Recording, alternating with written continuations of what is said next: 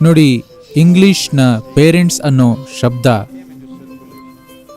ಬಳಕೆಗೆ ಬಂದಿದ್ದು ಸುಮಾರು 200 ವರ್ಷಗಳ ಹಿಂದೆ ಅಷ್ಟೇ ಅಂತೆ. ಅದೇ ಸಮಯಕ್ಕೆ ರಿಚೆಸ್ಟರ್ನ ನಾಯಕ ಆಗಿದ್ದ ಜಾನ್ ವಾಲ್ಮಾರ್ಟ್ ಒಂದು ಮಹತ್ವದ ಮಾತನ್ನು ಹೇಳಿದ. ಅವನಿಂದ ಮದುವೆಯಾಗೋಕ್ಕೂ ಮೊದಲು ಒಳ್ಳೆ ಪೋಷಕರಾಗೋ ಬಗ್ಗೆ 6 ಅದ್ಭುತ ಸಿದ್ಧಾಂತಗಳು ತಿಳಿದಿತ್ತು. ಆದರೆ ಈಗ ನನಗೆ 6 ಮಕ್ಕಳು ಮತ್ತು ಆ ಸಿದ್ಧಾಂತಗಳೆಲ್ಲ ಹೋಗಿವೆ. ದುರದೃಷ್ಟವಶಾತ್ ಜನರಿಗೆ ಇದನ್ನ ನಂಬಿಸಿದ್ದಾರೆ. ಮಕ್ಕಳು ಹುಟ್ಟಿದಾಗ ಪರ್ಫೆಕ್ಟ್ ಇರಲ್ಲ, ನಾವು ಅವರನ್ನ ಪರ್ಫೆಕ್ಟ್ ಆಗಿಸಬೇಕು ಅಂತ. ಇಲ್ಲ, ಈಗ ತಂದೆ ತಾಯಿಯಾಗಿ ನಾವೇನ್ ಮಾಡಬೇಕು? ಒಮ್ಮೆ ಹಿಂತಿರುಗಿ ನೋಡಿ. ನೀವು 5 ವರ್ಷದವರಾಗಿದ್ದಾಗ ತಂದೆ ತಾಯಿ ಯಾವ ಥರ ಇದ್ದಿದ್ರೆ ಚೆನ್ನಾಗಿರ್ತಿತ್ತು? ಹಿಂದೆ ತಿರುಗಿ ನೋಡಿದ್ರೆ ನಿಮಗೆ ಸ್ಪಷ್ಟವಾಗಿ ಗೊತ್ತಾಗುತ್ತೆ.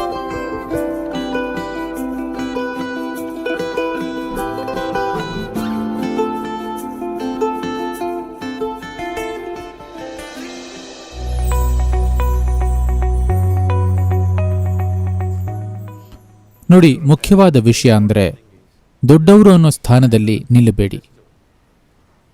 ನಿಮಗಿರೋ ಏಕೈಕ ಅರ್ಹತೆ ಅಂದರೆ ನೀವು ಕೆಲವು ವರ್ಷ ಮೊದಲು ಬಂದ್ರಿ. ನಿಮ್ಮ ಏಕೈಕ ತಪ್ಪು ಇದು ಅಲ್ವಾ? ನಾನು ಮಗುವಾಗಿದ್ದಿದ್ರೆ ಅನ್ನೋದರ ಅರ್ಥ ಇಷ್ಟೇ, ಬೇಗ ಬಂದು ತಪ್ಪು ಮಾಡಿದೆ ಅಂತ. ದೊಡ್ಡವರಿಗಿರೋ ಏಕೈಕ ಅರ್ಹತೆ ಇದೊಂದೇ, ಅವರು ಚಿಕ್ಕವರಿಗಿಂತ ಕೆಲವೊಂದಿಷ್ಟು ವರ್ಷ ಬೇಗ ಬಂದರು ಅನ್ನೋದು. ಇದರ ಅರ್ಥ ನೀವು ಎಲ್ಲದರ ಬಗ್ಗೆ ಬುದ್ಧಿವಾದ ಹೇಳೋಕ್ಕೆ ಅರ್ಹರು ಅಂತಲ್ಲ. ಇಲ್ಲ, ಚಿಕ್ಕವರ ಹತ್ರ ನಿಮ್ಮ ಅಜ್ಞಾನವನ್ನ ಒಪ್ಪಿಕೊಂಡ್ರೆ, ಮುಖ್ಯವಾಗಿ ಮಕ್ಕಳ ಹತ್ರ, ಅವರು ನಿಮ್ಮ ಆತ್ಮೀಯ ಸ್ನೇಹಿತರಾಗ್ತಾರೆ. ಇಲ್ಲದಿದ್ರೆ ನಿಮ್ಮನ್ನ ಮೇಲಾಗಿ ನೋಡ್ತಾರೆ. ಯಾಕೆಂದ್ರೆ ನೋಡಲೇಬೇಕು, ಈ ರೀತಿಯ ವ್ಯವಸ್ಥೆ ಇದೆ. ಯಾರೂ ಅದನ್ನ ಖಂಡಿತ ಇಷ್ಟಪಡಲ್ಲ. ಮೇಲ್ ನೋಡ್ತಿದ್ರೆ ಕುತ್ತಿಗೆ ನೋವು ಬರುತ್ತೆ, ಯಾರಿಗೂ ಇಷ್ಟ ಆಗಲ್ಲ. ಯಾಕೆಂದ್ರೆ ನಿಮ್ಮನ್ನ ಮೇಲಿಟ್ಕೊಳ್ಳೋ ಪ್ರಯತ್ನದಲ್ಲಿ ಒಳ್ಳೆ ಸ್ನೇಹಿತರಾಗೋ ಸಾಧ್ಯತೆಯನ್ನು ಕಳ್ಕೋತಿದ್ದೀರಿ. ಒಳ್ಳೆ ಸ್ನೇಹಿತರಾಗದಿದ್ರೆ ಅವರು ನಿಮ್ಮ ಸಲಹೆನ ತಗೊಳ್ಳಲ್ಲ. ಸ್ನೇಹಿತರು ಬರೀ ಪಕ್ಕದ ಮನೆಯಲ್ಲಿ ಇರಲ್ಲ, ಈಗ ಅವರು ಜಗತ್ತಿನಾದ್ಯಂತ ಇರ್ತಾರೆ, ಸರಿನಾ? ಅವರ ಫ್ರೆಂಡ್ಸ್ ಎಲ್ಲಾದರೂ ಇರಬಹುದು. ಸದ್ಯ ಈಗ ಟಿಂಬಕ್ಟೂನಲ್ಲಿರಬಹುದು, ಪಕ್ಕದ ಮನೆಯಲ್ಲ. ಒಂದು ಬಾಂಧವ್ಯ ಉಂಟಾಗೋದು ದೊಡ್ಡವರು ಅನ್ನೋ ಸ್ಥಾನದಿಂದ ನೀವು ಕೆಳಗಿಳಿದಾಗ, ಎಲ್ಲರ ಹಾಗೆ ನೆಲದ ಮೇಲೆ ನಿಂತಾಗ. ಆಗ ಮಾತ್ರ ಅದು ಸಾಧ್ಯ, ಆಗ ಮಾತ್ರ ಗೆಳೆತನ ಸಾಧ್ಯ. ಗೆಳೆತನ ಇದ್ದಾಗ ತಿದ್ದಿಕೊಳ್ಳೋಕೆ ಜಾಗ ಇರುತ್ತೆ. ಗೆಳೆತನ ಇಲ್ಲದಿದ್ದಾಗ ನಿಮಗೆ ಬೇಕಾದ್ದನ್ನು ಹೇಳಬಹುದು, ಹೇಗಿದ್ರೂ ಯಾರು ಕೇಳಲ್ಲ. ಒಂದಾದ್ಮೇಲೊಂದು ಬುದ್ಧಿಮಾತು ಹೇಳುತ್ತಾ ಹೋದರೆ ಅವರು ವಿರುದ್ಧವಾದ್ದನ್ನೇ ಮಾಡ್ತಾರೆ, ನಿಮ್ಮನ್ನ ಕೆರಳಿಸೋಕೆ. ಸುಮಾರು ಮಕ್ಕಳು ಕೆಲವೊಂದಿಷ್ಟನ್ನ ಮಾಡೋದೇ ತಂದೆ ತಾಯಿನ ಕೆರಳಿಸೋಕೆ. ಹೌದಾ ಅಲ್ವಾ? ಅದನ್ನು ಮಾಡೋದೇ ಅಪ್ಪ ಅಮ್ಮಂಗೆ ತಲೆ ಕೆಡಿಸೋಕೆ, ಅದನ್ನು ಎಂಜಾಯ್ ಮಾಡ್ತಾರೆ. ಯಾಕೆಂದ್ರೆ ಯಾವಾಗ ನೋಡಿದ್ರೂ ಬುದ್ಧಿ ಹೇಳೋದು. ಬುದ್ಧಿಮಾತು ರಗಳೆ, ಯಾರಿಗೂ ಅದಿಷ್ಟ ಆಗಲ್ಲ. ಆದರೆ ಸ್ನೇಹಮಯ ಬಾಂಧವ್ಯ ಇದ್ದರೆ ಸಹಜವಾಗಿ ಕೇಳ್ತಾರೆ. ನೀವಿದನ್ನ ಗಳಿಸಬೇಕು. ತಂದೆ ತಾಯಿ, ಶಿಕ್ಷಕರು, ಮಕ್ಕಳ ಗೆಳೆತನವನ್ನು ಗಳಿಸಬೇಕು. ಅದರ ಬದಲು ಒಂದಿಷ್ಟು ವರ್ಷ ಮೊದಲು ಬಂದಿದ್ದರಿಂದ ಎಲ್ಲಾನು ಗೊತ್ತು ಅನ್ನೋ ತರಹ ಆಡಬಾರ್ದು. ಆ ಥರ ಏನಿರಲ್ಲ. ಅವರಿಗೆ ಬುದ್ಧಿ ಹೇಳೋದನ್ನ ನಿಲ್ಲಿಸಿ, ಅವರ ಫ್ರೆಂಡ್ ಆಗಿ, ಜೊತೆಗೆ ಆಟ ಆಡಿ, ಸಿನಿಮಾಗೆ ಹೋಗಿ, ಅವ್ರಿಗಿಷ್ಟ ಆಗೋ ರ್ಯಾಪ್ ಮ್ಯೂಸಿಕ್ ಕೇಳಿ, ಡ್ಯಾನ್ಸ್ ಮಾಡಿ. ಅವ್ರಿಗೆ ನೀವು ಇಷ್ಟ ಆಗ್ತೀರಿ. ಒಂದು ಬಾಂಧವ್ಯ ಇರುತ್ತೆ. ಆ ಬಾಂಧವ್ಯ ಬಂತಂದ್ರೆ ಏನೋ ಮಾಡಬಹುದು, ಅವರನ್ನ ಪ್ರಭಾವಿಸಬಹುದು.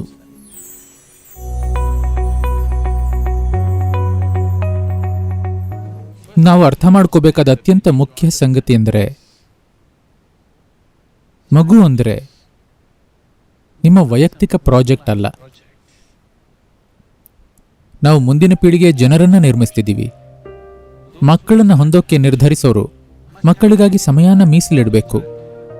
ಇಲ್ಲೊಂದು 10 ನಿಮಿಷ ಅಲ್ಲೊಂದು 10 ನಿಮಿಷ ಅಂತ ಕೊಡೋದಲ್ಲ. ಪೂರ್ತಿಯಾಗಿ ಅವರಿಗಾಗಿ ಸಮಯನ ಕೊಡಬೇಕು. ಯಾಕೆಂದ್ರೆ ಇದು ಮುಂದಿನ ಪೀಳಿಗೆನ ನಮಗಿಂತ ಉತ್ತಮರನ್ನಾಗಿ ಮಾಡೋ ಬಗ್ಗೆ. ಅವರಿಗಾಗಿ ಏನೂ ಸ್ಪೆಷಲ್ ಮಾಡಬೇಕಿಲ್ಲ, ಒಂದೇ ಒಂದು ಆಟಿಕೆನೂ ತಗೋಬೇಕಿಲ್ಲ. ಅವ್ರ ಜೊತೆ ಸಮಯ ಕಳೀರಿ. ಅವರನ್ನ ಪ್ರಕೃತಿ ಮಧ್ಯೆ ಕರ್ಕೊಂಡು ಹೋಗಿ ಸೃಷ್ಟಿಯ ವಿಧ ವಿಧವಾದ ರೂಪಗಳನ್ನು ತೋರಿಸಿ. ಆದರೆ ಮಗುವನ್ನು ದೂರ ಇಡೋಕ್ಕೆ 5 ವರ್ಷಕ್ಕೆ ಐಪ್ಯಾಡ್ ತಂದು ಕೊಟ್ರಿ, 4-5 ವರ್ಷಕ್ಕೆ ಅದಕ್ಕೆ ಐಪ್ಯಾಡ್ ತಂದು ಕೊಡೋದು ಪ್ರೀತಿಯಿಂದಾಗಿ ಅಂತ ಅನ್ಕೋಬೇಡಿ. ಅದು ನಿಮ್ಮ ತಂತ್ರ.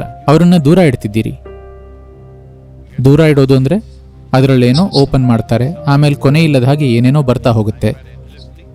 ನೀವು ನಿಮಗೆ ಬೇಕಾದ ಕೆಲಸ ಮಾಡ್ಕೊಳ್ತಾ ಹೋಗಬಹುದು. ಅಂಥವರು ಮಕ್ಕಳನ್ನ ಹೊಂದೋ ಅವಶ್ಯಕತೆ ಇಲ್ಲ ಅಂತೀನಿ. ಅವರಿಗಾಗಿ ಸಮಯ ಕೊಡೋಕ್ಕಾಗೋ ಹೊರತು ಈ ಅಪರಾಧ ಮಾಡಬಾರ್ದು. ಅಗತ್ಯ ಇಲ್ಲ. ಮಕ್ಕಳಾಯ್ತು ಅಂದರೆ ಸಮಯ ಕೊಡಬೇಕು. ಅದಕ್ಕೂ ಮೊದಲು ನಿಮ್ಮನ್ನ ಸರಿಪಡಿಸ್ಕೋಬೇಕು. ಮಕ್ಕಳು ನಿಮ್ಮ ಜೊತೆ ಇರೋಕ್ಕೆ ಇಷ್ಟಪಡುವಂತಹ ವ್ಯಕ್ತಿ ನೀವಾಗಬೇಕು. ಆಗ ಟೈಮನ್ನು ಅಡ್ಜಸ್ಟ್ ಮಾಡ್ಕೋಬಹುದು. ನಿಮ್ಮನ್ನ ಆದರ್ಶವಾಗಿ ನೋಡ್ತಿದ್ರೆ 5 ನಿಮಿಷ 5 ದಿನಕ್ಕೆ ಸಮ. 5 ನಿಮಿಷಗಳ ಸಾಂಗತ್ಯ 5 ದಿನಕ್ಕೆ ಸಮ. ಕಲಿಸೋಕೆ ಏನೂ ಇಲ್ಲ. ಏನಿರುತ್ತೆ ಕಲಿಸೋಕೇನಿರುತ್ತೆ? ಜೀವನದ ಬಗ್ಗೆ ಮಗುವಿಗೆ ಗೊತ್ತಿಲ್ಲದೆ ಇರೋದು ನಿಮಗೇನು ಗೊತ್ತು? ಹೊಟ್ಟೆಪಾಡಿನ ತಂತ್ರಗಳು, ಅದನ್ನಷ್ಟು ಬೇಗ ಕಲಿಸಬೇಡಿ. ಇದು ಗಂಭೀರ ಸಮಸ್ಯೆ. ಮೊದಲಿಗೆ ಹೋಲಿಸಿದ್ರೆ ಇತ್ತೀಚೆಗೆ ಸ್ವಲ್ಪ ಕಮ್ಮಿ ಆಗಿದೆ. 3 ವರ್ಷದ ಮಗುನ ಕೇಳ್ತಾರೆ, ನೀನು ಮುಂದೇನಾಗಬೇಕು?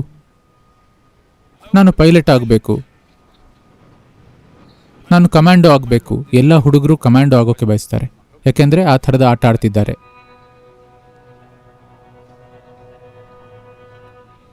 ಆ ಆಟ ನೋಡಿದ್ದೀನಿ. ಹೀಗೆ ಹೊಡೆದ್ರೆ ಯಾರ್ದೋ ತಲೆ ಉರುಳುತ್ತೆ. ಅವರು ಜಿಹಾದಿ ಕೂಡ ಆಗಬಹುದು, ಏಕೆಂದ್ರೆ ಚಿಕ್ಕ ವಯಸ್ಸಿಂದ ಜನರ ತಲೆ ಉರುಳಿಸ್ತಿದ್ದಾರೆ. ನಿಮ್ಮ ಮಕ್ಕಳ ಮೇಲೆ ಯಾವ ಥರದ ಪ್ರಭಾವ ಆಗಬೇಕು ಅನ್ನೋ ಬಗ್ಗೆ ಎಲ್ಲ ತಂದೆ ತಾಯಿನೂ ಯೋಚಿಸಬೇಕು. ಯಾಕೆಂದ್ರೆ ಅವರಲ್ಲಿ ಉಳ್ಕೊಳ್ಳೋದು ಆ ಪ್ರಭಾವಗಳು, ನೈತಿಕ ಬೋಧನೆಗಳಲ್ಲ. ಮಗುವಿನ ಮೇಲೆ ಯಾವ ಪ್ರಭಾವಗಳಾದವು ಅನ್ನೋದು ನಿಜಕ್ಕೂ ಜೀವನದುದ್ದಕ್ಕೂ ಅವ್ರ ಜೊತೆ ಉಳಿಯುತ್ತವೆ. ಅವರನ್ನ ಸಕಾರಾತ್ಮಕವಾದ ಅದ್ಭುತ ಸಂಗತಿಗಳಿಗೆ ಒಡ್ಡಬೇಕು. ಸಕಾರಾತ್ಮಕ ಅಂದರೆ ಸರಿ ವರ್ಸಸ್ ತಪ್ಪು ಅಂತಲ್ಲ, ಜೀವನಕ್ಕೆ ಅದು ಹೇಗಿದೆಯೋ ಹಾಗೆ. ನನ್ನ ಪ್ರಕಾರ ಜನರು ಮಕ್ಕಳನ್ನು ಬಯಸಿದ್ರೆ ಇದು ಅತಿರೇಕ ಅನ್ನಿಸಬಹುದು. ಆದರೆ ಮಕ್ಕಳಿರೋರು ವರ್ಷಕ್ಕೆ ಕೊನೆ ಪಕ್ಷ 2 ತಿಂಗಳಾದರೂ ಪ್ರಕೃತಿ ಮಧ್ಯೆ ಹೋಗಬೇಕು. ದೊಡ್ಡ ನಗರಗಳಲ್ಲಿ ತಮ್ಮ ಗೂಡಿನಂತಹ ಅಪಾರ್ಟ್ಮೆಂಟ್ಗಳಲ್ಲಿ ಇರೋದಲ್ಲ. ಕೊನೆ ಪಕ್ಷ 2 ತಿಂಗಳು ಅಲ್ಲಿರಬೇಕು. ನೀವು ಅಲ್ಲಿ ಎಲ್ಲೋ ಒಂದು ಟೆಂಟ್ನಲ್ಲಿ ಇರೋದಾದರೂ ಸರಿ, ಆದರೆ ಮಕ್ಕಳ ಜೊತೆ ಪ್ರಕೃತಿ ಮಧ್ಯೆ ಇರೋದು ತುಂಬ ಮುಖ್ಯ. ನಿಮ್ಮ ಮಕ್ಕಳು ದೈಹಿಕವಾಗಿ, ಮಾನಸಿಕವಾಗಿ, ಆರೋಗ್ಯವಾಗಿ ಸಂತುಲನೆಯಲ್ಲಿರಬೇಕು ಅಂದರೆ ಇದು ತುಂಬ ಮುಖ್ಯ.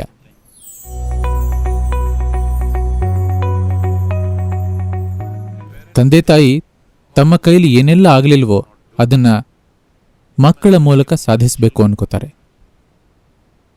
ಅವರು ರೇಸ್ ಕುದುರೆನ ಬೆಳೆಸಬೇಕಿತ್ತು. ಅವರಿರೋದು ನಿಮ್ಮ ಆಕಾಂಕ್ಷೆ ಈಡೇರಿಸೋಕ್ಕಲ್ಲ. ಇಲ್ಲ, ಅವರು ಹಾಗಾಗಬೇಕಿಲ್ಲ. ಇದಾಗೋದು ಯಾಕೆ ಅಂದರೆ ಮಕ್ಕಳ ಮೇಲೆ ತಮ್ಮ ಹಕ್ಕಿದೆ ಅನ್ಕೋತಾರೆ. ಇಲ್ಲ, ಅವರು ನಿಮ್ಮ ಸ್ವತ್ತಲ್ಲ. ಈಗ ಅದನ್ನ ಬಾಯ್ಬಿಟ್ಟು ಹೇಳ್ತಾರೆ. ಹಿಂದಿನ ಪೀಳಿಗೆಯವರು ಅದನ್ನ ಹೇಳೋಕೆ ಹಿಂಜರಿತಿದ್ರು. ಈಗಿನ ಪೀಳಿಗೆಯವರು 10 ವರ್ಷ ಆಗ್ತಿದ್ದ ಹಾಗೆ ಹೇಳ್ತಾರೆ, ನಾನೇನು ಮಾಡಬೇಕು ಅಂತ ನೀವು ಹೇಳಬೇಡಿ ಅಂತ. ಹಾಗಿದ್ರೆ ಅದರ ಅರ್ಥ ನೀವು ಅವರಿಗೆ ಏನು ಹೇಳಲೇಬಾರ್ದ?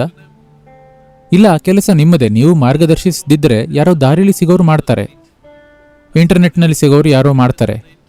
ಅಲ್ಲಿ ಎಲ್ಲ ಥರ ಜನನೂ ಇರ್ತಾರೆ. ಸರಿನಾ? ಅವರನ್ನ ಸುರಕ್ಷಿತವಾಗಿಡಬೇಕು, ಪೋಷಿಸಬೇಕು. ತಮ್ಮ ಸಾಧ್ಯತೆಗಳನ್ನು ಪರಿಶೋಧಿಸೋಕೆ ಸಾಧ್ಯವಾಗಬೇಕಂದ್ರೆ ಆ ಕೆಲಸನ ತಂದೆ ತಾಯಿಯಾಗಿ ನೀವೇ ಮಾಡಬೇಕು. ಆದರೆ ತಂದೆ ತಾಯಿ ಯಾವಾಗಲೂ ಏನಾಗುತ್ತೋ ಏನಾಗುತ್ತೋ ಅಂತಿರ್ತಾರೆ. ನಿಮಗೆ ಭಯ ಆದಾಗ ಅದು ಅದ್ಭುತವಾಗಿರುತ್ತಾ? ಹಲೋ, ಅದು ನೀವು ಅನುಭವಿಸುವ ಅತ್ಯಂತ ಘೋರ ಭಾವನೆ.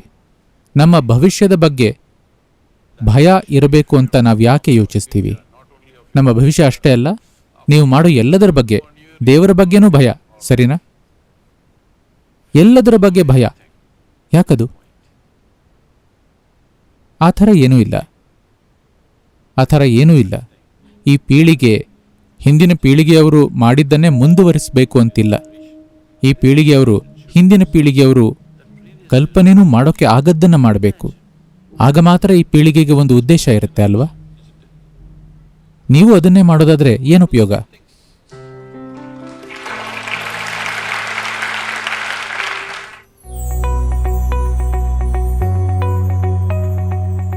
ನಿಮ್ಮ ಮಕ್ಕಳು ನೀವು ಕೊಡ್ತಿರೋ ಸಲಹೆಗಳನ್ನು ಕೇಳಬೇಕು ಅಂದರೆ ಅವರನ್ನು ನಿಯಂತ್ರಿಸೋಕೆ ನೋಡಬೇಡಿ. ಅದು ಕೆಲಸ ಮಾಡಿದ್ರೆ ನಿಯಂತ್ರಿಸೋಕ್ಕೆ ಹೋಗಿ ಅದು ಕೆಲಸ ಮಾಡಿದರೆ ದುರದೃಷ್ಟವಶಾತ್ ನಿಮ್ಮ ಮಕ್ಕಳು ಮೂರ್ಖರು ಅಂತ. ಅವರು ಬುದ್ಧಿವಂತರಾಗಿದ್ದರೆ ಕೆಲಸ ಮಾಡೋಲ್ಲ, ನಿಜ ಅಲ್ವಾ? ನಿಮಗಿದಿಷ್ಟ ಆಗಲ್ಲ. ಅವರು ಮೂರ್ಖ ಅಸಹಾಯಕ ಮಕ್ಕಳಾಗಿದ್ದರೆ ಅದು ಕೆಲಸ ಮಾಡುತ್ತೆ. ಇಲ್ದಿದ್ರೆ ಈ ಶಿಸ್ತು ಕಲಿಸೋದೆಲ್ಲ ಕೆಲಸ ಮಾಡಲ್ಲ. ಆಗೊಮ್ಮೆ ಈಗೊಮ್ಮೆ ಅವರಿಗೆ ಸ್ವಲ್ಪ ತಿಳಿ ಹೇಳಬೇಕಾಗುತ್ತೆ. ಆದರೆ ಹಕ್ಕು ಸಿಗೋದು ನೀವು ಅವರ ಜೊತೆ ಬಾಂಧವ್ಯ ಬೆಳೆಸ್ಕೊಳ್ಳೋದ್ರಿಂದ. ಆತ್ಮೀಯ ಬಾಂಧವ್ಯ ಬೆಳೆಸ್ಕೊಂಡಾಗ ಎಲ್ಲೋ ಒಂದು ಕಡೆ ಅವ್ರಿಗಿಂತ ದೊಡ್ಡವರಾಗಿರೋದರ ಲಾಭ ಪಡ್ಕೋಬಹುದು. ಕೆಲವು ವಿಷಯದಲ್ಲಿ ತಿಳಿ ಹೇಳಬಹುದು. ಆದರೆ ನೀವು ಅವರನ್ನು ನಿಯಂತ್ರಿಸ್ತಾ ಹೋಗಬಾರ್ದು. ಅದನ್ನು ಮನಸ್ಸಿನಿಂದ ತೆಗೆದುಬಿಡಿ. ಯಾಕೆಂದರೆ ಅದು ಕೆಲಸ ಮಾಡಲ್ಲ. ಆ ಥರ ನಿಯಂತ್ರಿಸೋದು ಇಷ್ಟ ಆಗದಿದ್ದರೆ ಸ್ವಲ್ಪ ತಿಂಗಳಲ್ಲಿ ಅವರು ನಿಮ್ಮನ್ನೂ ಇಷ್ಟಪಡಲ್ಲ. ಸ್ವಲ್ಪ ವರ್ಷ ಆದಮೇಲೆ ಅದನ್ನು ದ್ವೇಷಿಸ್ತಾರೆ. ಅರ್ಥ ಮಾಡ್ಕೊಳ್ಳಿ, ಅಷ್ಟು ಸಮಯ ಆಗೋಷ್ಟರಲ್ಲಿ ಅವರು ನಿಮ್ಮನ್ನೂ ದ್ವೇಷಿಸ್ತಾರೆ. ಅದರ ಬಗ್ಗೆ ಸಂಶಯನೇ ಬೇಡ ಅಲ್ವಾ? ನಿಮ್ಮನ್ನು ಆ ಸ್ಥಿತಿಗೆ ತಂದುಕೋಬೇಡಿ. ಅತ್ಯಂತ ಮುಖ್ಯವಾದ ವಿಷಯ ಅಂದರೆ ಅವರಿಗೆ ಸಂತೋಷಭರಿತ, ಪ್ರೀತಿಭರಿತ, ಸ್ಫೂರ್ತಿದಾಯಕ ವಾತಾವರಣನ ನೀಡೋದು. ಅವರು ತಮ್ಮ ಪೂರ್ಣ ಸಾಮರ್ಥ್ಯನ ಕಂಡುಕೊಳ್ಳೋಕ್ಕೆ ಸ್ಫೂರ್ತಿ ನೀಡೋದು. ಆ ವಾತಾವರಣನ ಕೊಟ್ಟಿದ್ರೆ ನೀವು ಅವರಿಗೆ ಶಿಸ್ತು ಕಲಿಸೋ ಬಗ್ಗೆ ಚಿಂತಿಸಬೇಕಿಲ್ಲ. ಶಿಸ್ತು ತಾನಾಗೇ ಬರುತ್ತೆ. ಶಿಸ್ತು ಅಂದರೆ ನಿಯಂತ್ರಿಸೋದಲ್ಲ. ಶಿಸ್ತು ಅಂದರೆ ಅರಿತುಕೊಳ್ಳೋದರ ಬಗ್ಗೆ ಫೋಕಸ್ ಆಗಿರೋದು. ಶಿಸ್ತಿಗೆ ಇಂಗ್ಲಿಷ್ನಲ್ಲಿ ಡಿಸಿಪ್ಲಿನ್ ಅಂತಾರೆ. ಅದರ ಅರ್ಥ ಪಾಠ ಕಲಿಯೋದು ಅಂತ. ನಾನು ಡಿಸಿಪ್ಲಿನ್ಡ್ ಅಂದರೆ ಕಲಿಯೋಕ್ಕೆ ಸಿದ್ಧರಿದ್ದೀರಿ ಅಂತ. ಒಂದೇ ಹಂತದಲ್ಲಿ ನಿಂತಿಲ್ಲ. ಶಿಸ್ತು ಅಂದರೆ ಏನನ್ನೋ ನಿರ್ದಿಷ್ಟ ರೀತಿಯಲ್ಲಿ ಮಾಡೋದಲ್ಲ. ಇನ್ನು ಹೇಗೆ ಉತ್ತಮವಾಗಿ ಮಾಡಬಹುದು ಅಂತ ನೋಡ್ತಿದ್ದೀರಿ. ಇನ್ನು ಉತ್ತಮವಾಗಿ ಮಾಡೋಕ್ಕೆ ನೋಡ್ತಿದ್ದೀರಿ ಅಂದರೆ ಶಿಸ್ತಿನಿಂದ ಇದ್ದೀರಿ ಅಂತ. ಏನನ್ನೋ ನಿರ್ದಿಷ್ಟ ರೀತಿಯಲ್ಲಿ ಮಾಡೋದು ಶಿಸ್ತಲ್ಲ. ಮಗುವಿನ ಬದುಕಲ್ಲಿ ಯೋಗ ಅಭ್ಯಾಸಗಳನ್ನು ತಂದರೆ ಶಿಸ್ತು ಬರದೇ ಇರೋಕ್ಕೆ ಸಾಧ್ಯನೇ ಇಲ್ಲ. ಅದು ಬಂದೇ ಬರುತ್ತೆ.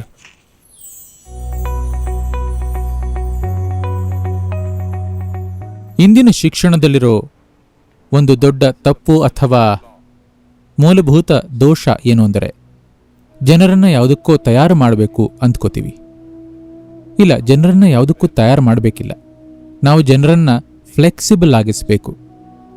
ಅವರ ಬುದ್ಧಿಶಕ್ತಿನ ಗ್ರಹಿಕೆಯನ್ನು ಹರಿತವಾಗಿಸಬೇಕು.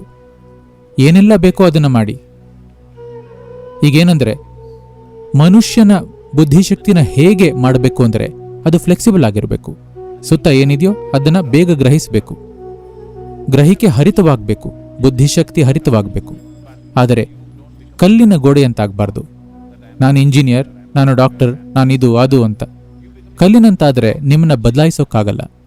ಅದರರ್ಥ ಯಾವ ವಿಷಯಕ್ಕೂ ತರಬೇತಿ ಬೇಡವಾ? ತರಬೇತಿ ಬೇಕು. ಹಲವು ವಿಷಯಗಳಲ್ಲಿ ಪರಿಣತಿ ಬೇಕು. ಒಂದು ಮಟ್ಟದ ತರಬೇತಿ ಕಲಿಕೆ ಬೇಕು. ಅದನ್ನು ಪ್ರಶ್ನೆ ಮಾಡ್ತಿಲ್ಲ. ಆದರೆ ಅದನ್ನು ಅಷ್ಟು ಬೇಗ ಮಾಡಬೇಕಿಲ್ಲ.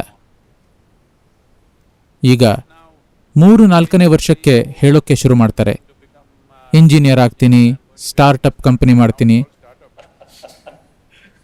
ಈಗ ಬರೀ ಸ್ಟಾರ್ಟಪ್ ಅಥವಾ ಡಾಕ್ಟರ್ ಇಂಜಿನಿಯರ್. ಒಂದು ಕಾಲದಲ್ಲಿ ಬರೀ ಡಾಕ್ಟರ್ ಆಗಿತ್ತು, ಆಮೇಲೆ ಇಂಜಿನಿಯರ್ ಆಯಿತು, ಆಮೇಲೆ ಕಂಪ್ಯೂಟರ್, ಈಗ ಸ್ಟಾರ್ಟಪ್. ದೇಶದಲ್ಲಿ ಎಷ್ಟೆಲ್ಲ ಸ್ಟಾರ್ಟಪ್ಗಳು ಈಗ ಹಾಗೆ ಕುಳಿತಿವೆ. ದುರದೃಷ್ಟವಶಾತ್ ತುಂಬ ಇವೆ.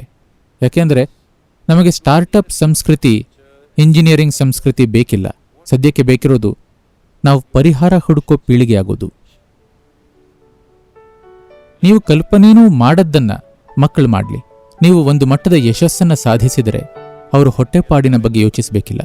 ಅಂದಮೇಲೆ ಅವರು ಅದರ ಬಗ್ಗೆ ಯೋಚಿಸೋ ಅಗತ್ಯ ಇಲ್ಲದ ಜೀವನನ ಬದುಕಲಿ. ಅಂದರೆ ಅವರು ಜೀವನೋಪಾಯಕ್ಕೆ ಬದುಕಬಾರ್ದು, ಏನನ್ನೋ ನಿರ್ಮಿಸೋಕೆ ಬದುಕಬೇಕು. ಅದು ಅವರಿಗೆ ಮತ್ತು ಎಲ್ಲರಿಗೂ ಅದ್ಭುತವಾಗಿರುತ್ತೆ.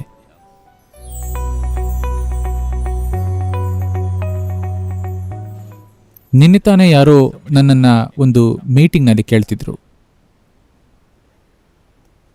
ಸದ್ಗುರು, ನನಗೆ 14 ವರ್ಷದ ಮಗ ಇದ್ದಾನೆ. 14 ವರ್ಷದ ಮಗ ಸಮಸ್ಯೆನೇ ಗೊತ್ತು. ಯಾಕೆಂದರೆ ಒಂದು ಕಾಲದಲ್ಲಿ ನಾನು ಸಹ ಹಾಗೇ ಇದ್ದೆ. ಹೌದು, ಅವ್ರ ಸಮಸ್ಯೆ ಅಂತ ಗೊತ್ತು.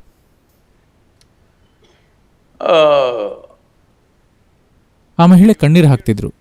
14 ವರ್ಷದ ಮಗ ಇದ್ದಾನೆ. ನಾನಂದೆ, ನನಗೆ ಅರ್ಥ ಆಗುತ್ತೆ, ಇನ್ನೇನು ಹೇಳಬೇಡಿ, ಅದು ನನಗೆ ಅರ್ಥ ಆಗುತ್ತೆ.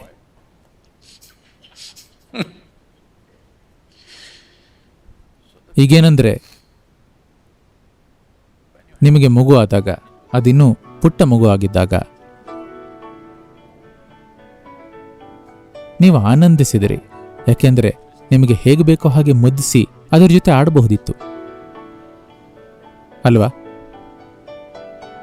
ಆಮೇಲೆ ಅದಕ್ಕೆ 3 ವರ್ಷ ಆಯಿತು, ಎಲ್ಲ ಕಡೆ ಓಡ್ತಿರುತ್ತೆ. ಅದರ ಜೊತೆ ನೀವು ಓಡ್ತೀರಿ, ಅದರ ಜೊತೆ ಆಡ್ತೀರಿ, ಮಾತಾಡಕ್ಕೆ ನೋಡ್ತೀರಿ, ಎಲ್ಲಾನೂ ಚೆನ್ನಾಗಿತ್ತು. ಈಗ ದೊಡ್ಡವನಾಗಿ 14 ವರ್ಷದವನಾದ. ಅದರ ಅರ್ಥ ಏನು ಅಂದರೆ, ಅವನು ತನ್ನಷ್ಟಕ್ಕೆ ಇರೋಕ್ಕೆ ನೋಡ್ತಾನೆ, ಅವನು ದೊಡ್ಡವನಾಗೋಕ್ಕೆ ನೋಡ್ತಾನೆ, ತರಾತುರಿಲಿ ಇದ್ದಾನೆ. ಆದರೆ ನೀವಿನ್ನೂ ಅವನನ್ನು ಮುದ್ದಿಸೋಕೆ ನೋಡ್ತಿದ್ದೀರಿ. ಅವನು 2-3 ವರ್ಷದವನಿದ್ದಾಗ ಅವನ ಹಿಂದೆ ನೀವು ಓಡಿದಾಗ ಅದನ್ನು ಅವನು ಎಂಜಾಯ್ ಮಾಡ್ದ. ಆದರೆ ಈಗ ಡ್ಯಾನ್ಸ್ ಮಾಡೋಕ್ಕೆ ನೋಡ್ತಿದ್ದಾನೆ. ನೀವು ಅವನ ಜೊತೆ ಡ್ಯಾನ್ಸ್ ಮಾಡಬೇಕು. ಆದರೆ ನೀವು ಅಂಬೆಗಾಲಿಡೋಕ್ಕೆ ನೋಡ್ತೀರಿ, ಇನ್ನು ಮುದ್ದಿಸೋಕೆ ನೋಡ್ತೀರಿ. ಅದು ಕೆಲಸ ಮಾಡಲ್ಲ. ನೋಡಿ, ನಿಮ್ಮ ಮಕ್ಕಳಿಗೆ ನೀವು ಸ್ವಲ್ಪ ಮುಖ್ಯವಾಗಬೇಕು ಅಂದರೆ, ಅವರು ನಿಮ್ಮದೇ ಮಕ್ಕಳಾಗಿರಲಿ ಅಥವಾ ನಿಮ್ಮ ವಿದ್ಯಾರ್ಥಿ ಇರಲಿ, ಅತ್ಯಂತ ಮುಖ್ಯ ಸಂಗತಿ ಅಂದರೆ ಅವರು ನಿಮ್ಮನ್ನು ನೋಡಿದಾಗ ವಾವ್, ನಾನು ಹೀಗಾಗಬೇಕು ಅನ್ನಬೇಕು ಅಲ್ವಾ? ನೀವು ಆ ಥರದ ವ್ಯಕ್ತಿ ಆಗಬೇಕು. ನೀವೇನು ಹೇಳಬೇಕಿಲ್ಲ. ನೀವು ಆ ಥರದ ವ್ಯಕ್ತಿ ಆದರೆ ಎಲ್ಲರೂ ನಿಮ್ಮ ಹಾಗೆ ಆಗೋಕ್ಕೆ ಬಯಸ್ತಾರೆ. ಅವ್ರ ಜೊತೆ ಡ್ಯಾನ್ಸ್ ಮಾಡೋದನ್ನು ಕಲೀರಿ, ಹಾಡೋದನ್ನು ಕಲೀರಿ, ಅವ್ರ ಥರ ಮಾತಾಡೋದನ್ನು ಕಲೀರಿ. ಆಗ ವಾವ್, ನಾನು ಹೀಗಾಗಬೇಕು ಅಂತಾರೆ. ನಿಮ್ಮ ಹಾಗಾಗಬೇಕು ಅಂದ್ಕೊಂಡ್ರೆ ಅದನ್ನು ಸಾಧ್ಯವಾಗಿಸೋದ್ರಲ್ಲಿ ಯಾವುದೇ ಸಮಸ್ಯೆ ಇರಲ್ಲ ಅಲ್ವಾ? ತುಂಬ ಸರಳ. ಅವರು ನಿಮ್ಮ ಪ್ರೀತಿಯಲ್ಲಿ ಬೀಳೋ ಹಾಗೆ ಮಾಡಬೇಕು, ಬೇಡಿಕೆ ಇಡೋದಲ್ಲ. ಅವರು ನಿಮ್ಮ ಪ್ರೀತಿಯಲ್ಲಿ ಬೀಳಬೇಕು, ನೀವು ಅದನ್ನೇ ಮಾಡಬೇಕಿರೋದು. ಯಾರೋ ನಿಮ್ಮ ಪ್ರೀತಿಯಲ್ಲಿ ಬೀಳಬೇಕು ಅಂದರೆ ನೀವೇನು ಮಾಡಬೇಕು? ಸ್ವಲ್ಪ ಮಿನುಗಬೇಕು. ಹಲೋ, ಹೌದಾ ಅಲ್ವಾ? ನೀವು ಸ್ವಲ್ಪ ಮಿನುಗಬೇಕು.